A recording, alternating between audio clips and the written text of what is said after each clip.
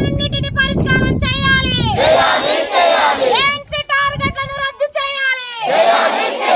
ఆశాలకు ANC టార్గెట్లను రద్దు చేయాలి. కనీస వేతనం 26,000 రూపాయలు ఇవ్వాలి.